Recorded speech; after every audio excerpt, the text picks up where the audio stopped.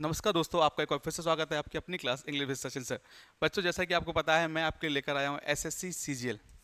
SSC CGL 2024 में जो paper हुआ था 9 सितंबर टू 26 सितंबर के जितने भी क्वेश्चंस हुए हैं वो सब डिस्कस करने वाला हूँ मैं आपके साथ। ठीक है, लेक्चर नंबर 3 है। मैं 2 लेक्चर्स कवर कर चुका हूँ जिसमें लॉजिक बता रहा हूँ, कोई रूल्स नहीं, कोई एक्सेप्शन नहीं। इंग्लिश में दो ही चीज़ें नहीं होती, ना रूल्स ना एक्सेप्शन। आइए फर्स्ट क्वेश्चन देखते हैं। Mister Shri Lakshmi musical intelligence is superior. अब आपका देखो, सुपीरियर पे जाके कोई दिमाग जा रहा है आपका? सुपीरियर वर्ड को आपको देख के आपको एक चीज लगना चाहिए। सर क्या लगनी चाहिए? आपको ये समझ में आना चाहिए जैसे सुपीरियर है, सुपीरियर है, इन्फीरियर है, क्लियर, सीनियर है, जूनियर है।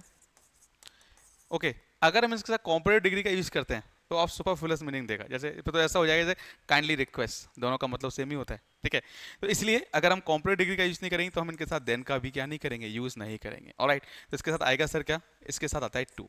ऑलराइट, तो अब देखिए सबसे बड़ी गलती क्या होगी हमारी, देन। यहाँ पे देन नहीं आना चाहिए था। आई होप आप समझ रहे होंगे यहाँ क्या नहीं आना चाहिए था, देन नहीं आना चाहिए था। अब एक एग्जाम्पल देता हूँ। मैंने बोला Ravi is superior, Ravi is superior than he.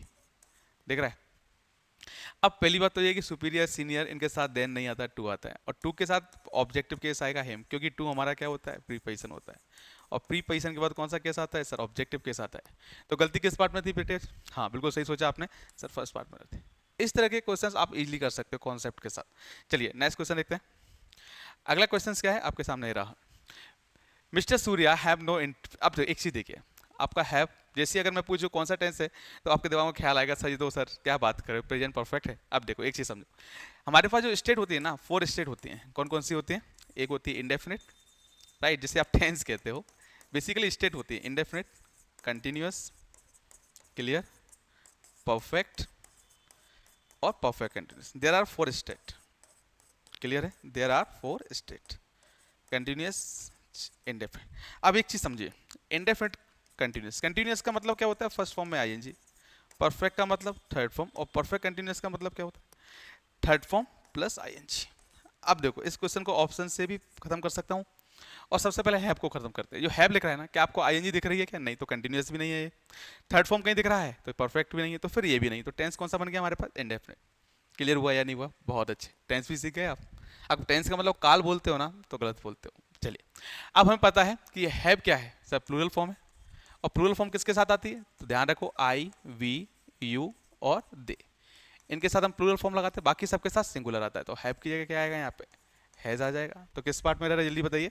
Option third. समझ में आ रहा है या नहीं आ रहा है? बोलिए यस और नो। नेक्स्ट देखिए, अगला क्वेश्चन क्या है, देखो।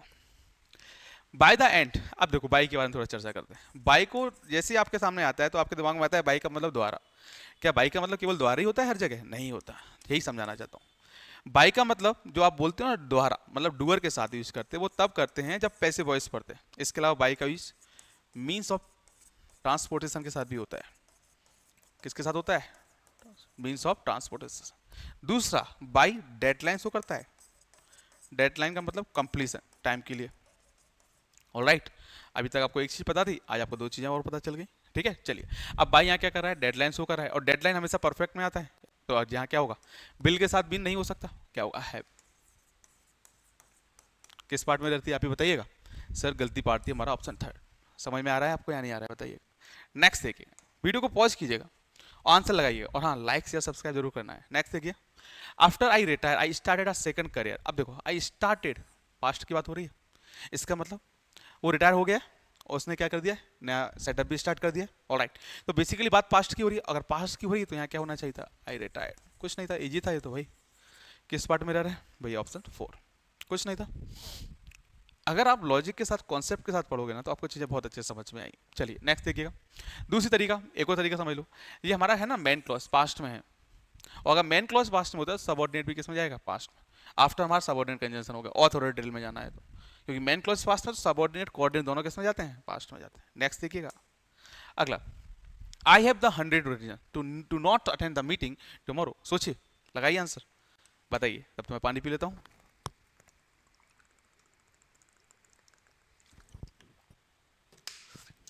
चलिए देखिए, अब एक चीज समझिए, जैसे नंबर 2 टाइप के होते हैं। एक होता है डेफिनेट, कैसा नंबर होता है, नंबर टू टाइप के, one is definite and second is indefinite. ध्यान रखना इस चीज को, एक डेफिनेट होता है और एक इनडेफिनेट होता है, ये बात ध्यान रखना आप। अब सुनो, एक क्वेश्चन आया था एक बार एग्जाम में, they gave me dash 100 rupees. अब मैं आपसे पूछना चाहता हूं, आप यहां क्या ऑप्शन लगाएंगे, ऑप्शन ए, एन, द, और फोर ऑप्शन कुछ नहीं। सोचिए, कुछ बच्चे क्या देखते हैं, 100 देखा उन्होंने और दिमाग में तुरंत बोला अरे 100 है तो आर्टिकल दा लगा दो, सम्मान दे दो।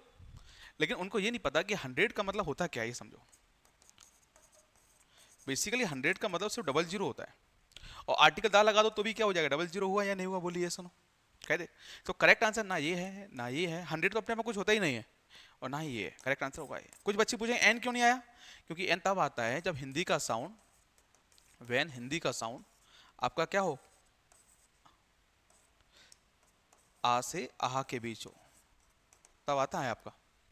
तो कायदे से क्या आएगा यहाँ पे, आर्टिकल ए। क्लियर हुआ या नहीं, इसी को बोलते हैं डेफिनेट नंबर, 100। इनडेफिनेट हो सकता था, अगर आप यहाँ लिखते थे हंड्रेड्स ऑफ, क्या करते थे, हंड्रेड्स ऑफ, ये आपका इनडेफिनेट हो जाता। तो बेसिकली किस पार्ट में रह रहा है हमारे पास, गलती हमारे ऑप्शन सेकंड। समझ में आ रहा है या नहीं आ रहा है बताइए यार, ये सुनो, नेक्स्ट देखिए। चलिए, okay, so thank you for watching, अपना ख्याल रखिएगा और देखते रहिए दिन सरसों। अगर आपको क्लास अच्छा लगा तो लाइक शेयर सब्सक्राइब जरूर कीजिएगा। धन्यवाद, थैंक यू।